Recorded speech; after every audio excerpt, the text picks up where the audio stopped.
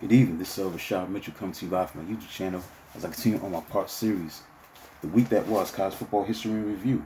The 1967 college football season is a different season I'm going to be talking about. I was done with 1966. Now it's time to look at and recap and look at the 1967 college football season. The overview. Then I'm going to get into week one, the games that were played for week one on September 16th, 1967, including a couple of games that were played on September 15th, 1967. That was week one. Overall, September 16th, 1967. So let's get into it. 1967 college football season was the year of City of Angels showdown. Keep the ball rolling and Stallings traps there. The city of Los Angeles was the third largest in the United States in 1967. By mid-season, it was the center of the college football universe. On a collision course were crosstown rivals UCLA, enjoying its third season of brilliant quarterbacking by Gary the Great One Beeman in Southern California, which sprung on an unsuspecting football world. The Mercury swiftness and gliding power of junior college transfer tailback Orenthal James O.J. Simpson.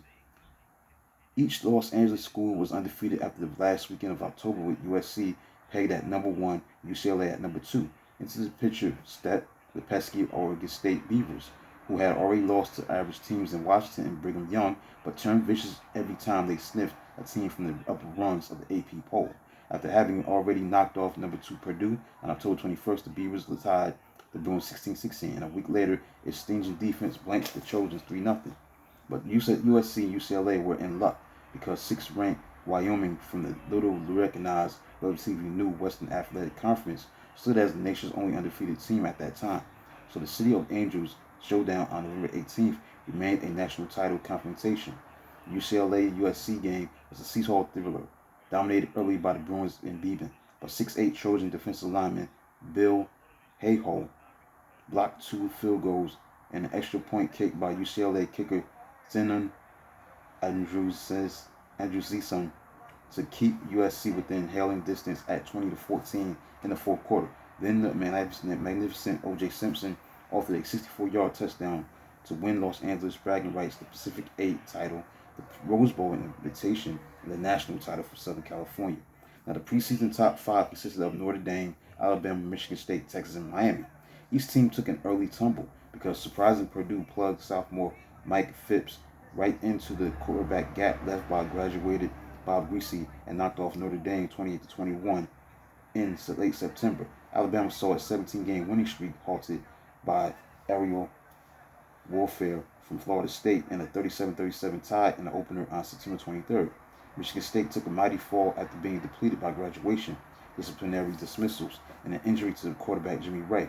Eager Houston dropped a wholly unexpected 37-7 whipping on the Spartans in East Lansing in this year's second week.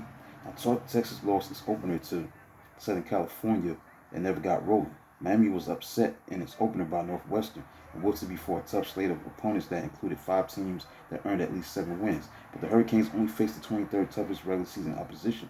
The honor of the toughest slate went to in-state rival Florida State, which enjoyed an excellent season against teams with a 65-17 winning percentage.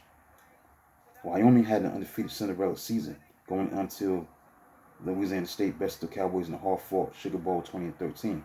Wyoming boasted future Miami Dolphins star like Jim Kick at halfback, Vic Washington, a superb kick and punt returner at defensive back, receiver Gene Huey, the nation's best kicker, and Jerry DePoster, and Larry Nels at defensive tackle.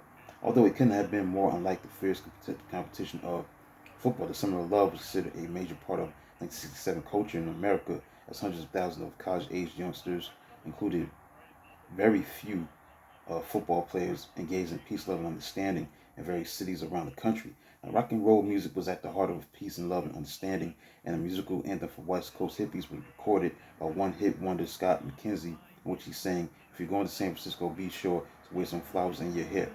Also released in the summer of 1967 was the song "Keep the Ball Rolling" by Jay and the Techniques, also a one-hit wonder. "Keep the Ball Rolling" would become the anthem for a curious band of Indiana football players who soon had the Hoosier State in total uproar. The last winning season for Indiana had been a modest 5-3-1 in 1958, and its overall record since its last Big Ten title in 1945 was disastrous 56, 130, and 5. Indiana came out of nowhere in 1967. Keeping with the year's theme of youthfulness, the Hoosiers' heroes were pretty well all sophomores, notably quarterback Harry Gonzo, flanker Jade Butcher, halfback John Eisenberger, winning close games on last-minute heroics opponent blunders. Indiana kept the ball rolling with victory after victory. The only exception was a bubble bursting late season thrashing by Minnesota. But the Hoosiers still recovered to earn a trip to the Rose Bowl with a huge upset of Purdue in the regular season finale. So Cinderella's slipper was shattered in Pasadena as Indiana was beaten by the national champion USC Trojans that was led by the incomparable O.J. Simpson. Texas A&M also fashioned a remarkable season, although it adopted no popular songs. The Aggies lost their opening 4 games and then rallied behind the disciplinarian coach Gene Stallings for 6 straight to take the Southwest Conference crown. And it was one of the most effective in-season turnarounds in college football history because of its slow start. Texas A&M wasn't taken seriously entering its Cotton Bowl game with number 8 Alabama. After all, the Aggies had the worst record among all 16 bowl teams in the 1967 postseason. In upsetting the Crimson Tide, Texas A&M created one of the enduring memories of this in any year.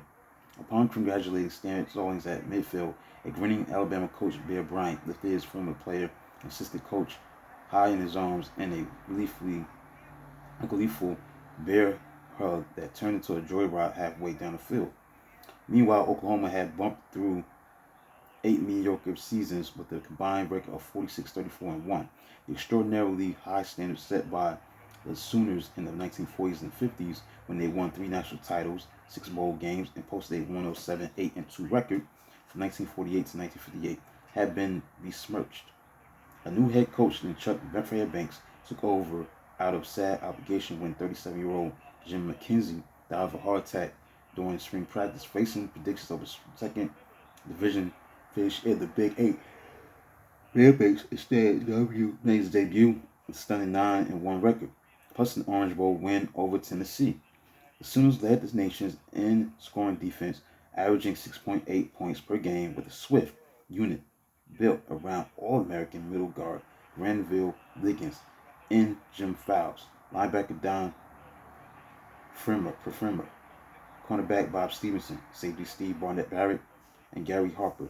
Powerful tailback like Steve Owens never started a single game as a sophomore, but was sufficiently destructive a runner to lead the conference in rushing and scoring. Now, the milestones that took place was 20 years after Jackie Robinson became famous for breaking the Major League Baseball's so-called color barrier. The Southeastern Conference became America's last major sports league to integrate its ranks with black players. Texas Western officially changed its name to University of Texas El Paso, and Walter Camp Foundation instituted an award to the nation's top player in honor of Camp, considered father of American football. So that's some of the milestones that took place for 1967 college football season. Now, the longest winning streaks entering the 1967 college football season was Alabama. They had a 17-game winning streak, and there was a 3-way tie for the 6-game winning streak between Colgate, Georgia, and Oregon State. Coaching the changes that took place was Arizona incoming coach Darryl Mudra, Brown Lynn Jardine, Georgia Tech Bo Carson, Hawaii Don King, Illinois Jim Valek, Pepper Rogers, Kansas State Vince Gibson, Maryland Bob Ward, Mississippi State Charlie Shira, Oklahoma Chuck Fairbanks, Jerry Fry, Oregon, Bo Hagan, Rex, Fred Taylor, Texas Christian, Vanderbilt, Bill Pace, and Wisconsin, John Cole Adams. Let's get into it, man. Preseason poll first and foremost. Preseason number 1 was Notre Dame, followed by number 2 Alabama, number 3 Michigan State, number 4 Texas, number 5 Miami, number 6 Georgia, number 7 Southern California, UCLA number 8, and number 9 Tennessee, number 10 Colorado. So that was the top 10 for the preseason AP poll. Let's get into the season. Started on September 15th, 1967, on a Friday, where Houston beat Florida State 33-13. While minding his own business on the sideline, Houston sub quarterback Ken Bailey was called to relieve the Bruce starter Dick Woodruff. Cougars already led 13-0 as Bailey passed 7 for 13 for 129 yards, ran for score, and called on fullback Paul Gibson for 2 touchdowns. Behind 33-0 late in the fourth quarter, Florida State finally was able to launch effective air game as sub-quarterback Kim Hammond threw 2 touchdowns after the Seminoles had suffered 5 interceptions, 2 by Cougars defensive back Gus Holloman. On the same Friday, on September 15, 1967, the number 7 USC Trojans shut out Washington State 49-0, with new Trojans tailback O.J. Simpson, who had 94 yards rushing on 17 carries, 3 touchdowns. The junior college transfer joined fellow sprinters wide receiver Earl McCullough, who had 5 catches for 145 yards, and wide receiver Jim Lawrence, who had 4 carries for 54 yards rushing, including a 26-yard touchdown, and dashed the easy win. Able to stop USC early, Washington State advanced 69 yards to the 11-yard line, but kicker Hank Grinder's field goal sailed wide. Cougars could gain only 87 yards in the remainder of the dueling game. Troy sub fullback Dan Scott scored 3 touchdowns, while linebacker Sandy Durkoff had a 43-yard interception return for a touchdown. Defensive back Mike Battle scored on a 32-yard punt return, but starting quarterback Toby Page was lost to injury. Next, North Carolina State defeated North Carolina by a score of 13-7. Duke beat Wake Forest. These are games that were played on September 16, 1967 for week 1. Duke beat Wake Forest by a score of 31-13. South Carolina beat Iowa State 34-3. Number 10, Colorado beat Baylor 27-7. Colorado linebacker Kerry Model swiped 2 interceptions deep in the Baylor territory. Composed sophomore quarterback Bob Anderson slipped into end zone twice on runs of 7-4 and 2 yards. Buffalo's halfback Bill Harris scored a decisive touchdown on 34-yard, 30-quarter run with pitch out, which made amends for his twice, allowing Bear defensive linemen to steal ball from him. Baylor could only draw within 20-7 with 29-yard fourth quarter touchdown pass from quarterback Alvin Flynn to wide receiver Barry Green. Southern Methodist beat Texas A&M by a score of 20-17. Little did SMU know it, but it discovered Mighty Mouse in its opener. Quarterback Mike Livingston suffered a twisted knee while scoring to give Mustangs 10-7 halftime lead. Into fray was thrown to the fray was quarterback Ennis Perez, small Southwest Conference player at 5'4", 149 pounds, who relieved Livingston. Perez passed for 10 for 11 for 107 yards in the second half and rallied SMU in last minute. Perez's 6-yard touchdown pass to wide receiver Jerry Levius at end of 4-pass, 58-yard drive came with 4 seconds to go as Texas A&M had taken 17-13 lead with 49 seconds left on quarterback Ed Hargett's 29-yard scoring rocket to wide receiver Bob Long. Next, California beat Oregon 21-13. Oregon State beat Stanford 13-7. As Oregon State, which won 6 in a row to wrap up 1966, extended the streak when kicker Mike Haggard broke a 7-7 deadlock with 22 and 28-yard field goals, respectively, in the last 3 minutes of the second quarter. Stanford moved the ball reasonably well, held upper hand in the second half, but its only touchdown came on spectacular kickoff return by halfback Nate Kirkman in the second quarter. So Kirkman went untouched for a 98-yard touchdown return in second quarter, answer to be with sophomore halfback Billy Maine's 5-yard touchdown romp at end of 54-yard trip. Indians couldn't overcome key rushing yards lent by former linebacker and new Oregon State fullback Bill Enyart. He was linebacker Skip Vanderbrunt made key interception at his 16-yard line with 1:25 to play, and it snuffed last Stanford uprising. In a battle of 2 top 10 teams, UCLA, the number 18 team in the country, beat number 9 Tennessee, the number 9 team in the country, 20-16. UCLA had a sour beginning. Fumble on opening kickoff by Bruins quarterback Bill Bolton permitted Tennessee quarterback Dewey Warren to complete 14-yard pass and tailback Charles Fulton to ram it in for 7-0 lead. Although Bruins moved the ball well all night, they totaled 412 yards in offense, required only 1 punt. They botched some punt returns and suffered bad field position. Bobbled punt left UCLA at its own 11-yard line in the third quarter. And when fullback Rick Purdy lost fumble on linebacker Steve Kiner's big hit on the next play, the Volunteers jumped to a 13-3 lead on fullback Richard Pickens' 1-yard touchdown run. Tennessee went up 16-13 in the middle of the fourth quarter on a kicker called Crimson's 35-yard field goal. But UCLA was in the midst of a vital drive when it faced 4th and 2 at the Volunteers' 27-yard line with 4 minutes to go. Exhausted quarterback Gary Beeman tagged the great one by coach Tommy Prothro, summoned as Prothro put it, one more great play.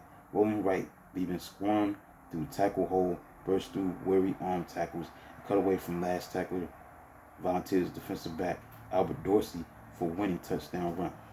Nebraska defeated Washington by a score of 17-7 as an unusual 105 degrees heat greeted Cornhuskers in Seattle, but tall sophomore quarterback Frank Patrick was up to Nebraska ball control task as Husker defense held Washington to 109 yards and long touchdown laps. So all scoring occurred in the second quarter as Nebraska fullback Dick Davis punched for 1-yard touchdown and Patrick capped 43-yard drive with touchdown dive. Purple and gold Huskies countered with advance to Nebraska 48-yard line, and quarterback Tom Spaulding looked to pass with no receivers open, and Spaulding maneuvered instead for a broken field touchdown scamper. Kicker Bill Baumberger countered with 20-yard field goal in the last 31 seconds before halftime to make it 17-7 lead. That concludes a look at the week that was college football history review, 1967 college football season for week 1, September 16th, 1967, including 2 games that were played on September 15th, 1967 between Houston and Florida State and USC and Washington State. Let's look at the AP polls on September 18th. Number 1 was Notre Dame, number 2 Alabama, number 3 Michigan State, number 4 Southern California, number 5 Texas, number 6 UCLA, number 7 Georgia, number 8 Miami, number 9 Colorado, and number 10 Nebraska. Let's look at that week 1 of the college football season, the overview of the 1967 college football season. We'll do video of this magnitude tomorrow. We'll look at week 2 of the games that were played during week 2 of the 1967 college football season. Please like and subscribe to the channel. Do video of this magnitude tomorrow. Until then, like and subscribe and comment on the channel. Until then, talk to you soon.